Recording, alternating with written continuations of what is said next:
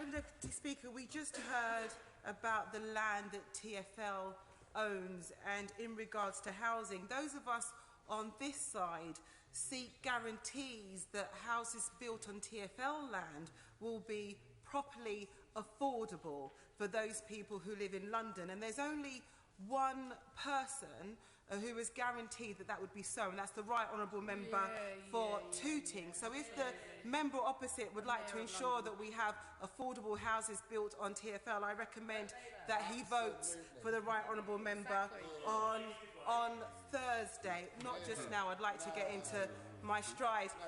My honourable friend from Westminster North and I were in the members' tea room not too long ago, exchanging really sad stories about our constituents, and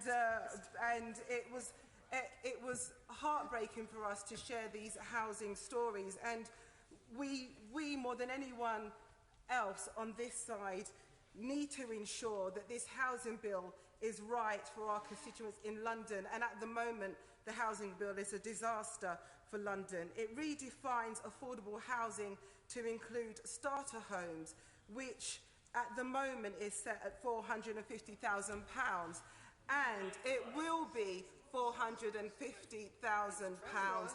I'll let the member just carry on hold for just one moment. Now, if I can just explain how that affects my constituents in Brent Central.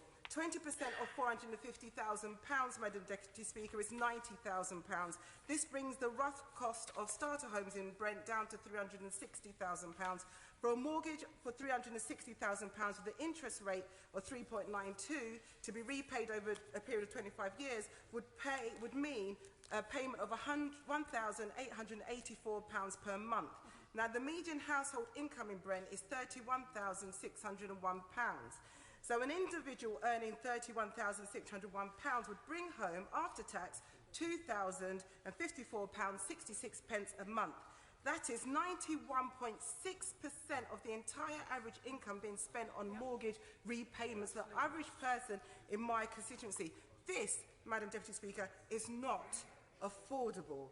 It most definitely is not. And the independent housing charity Shelter estimates that Londoners, and we've heard it before, need £77,000 a year to afford a starter home. This hits London councils the hardest, and it actually essentially hollows out the capital.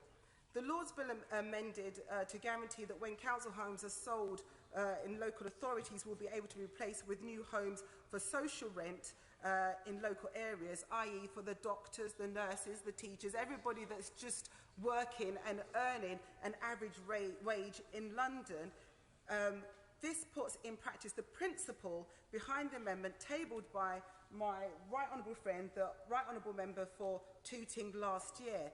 Now, the Khan Amendment set out the principle that if a home for social rent is sold off, it must be replaced with a new home for rent in the same area. Yep. It's important, otherwise it means what you're doing is moving people, socially cleansing people out of a certain area, which is wrong. And we've heard it so many times, and sometimes you think it's the speeches from the opposite side is very, very muddled. You know, we need to trust local authorities to know their need and what they want to provide housing for the local area. So that's the principle that all members must support if they are serious about protecting London's great mix of people across our city, protecting, Madam Deputy Speaker, the doctors, the nurses, the teachers, the shop workers, the cleaners, to make sure that we have the diverse London that won us the Olympics, that we are so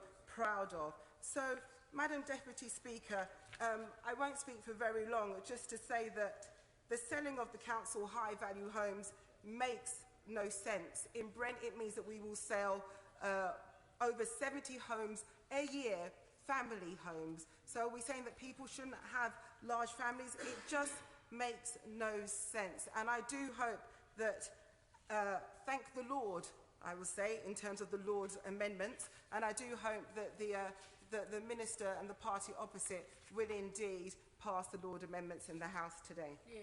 Order.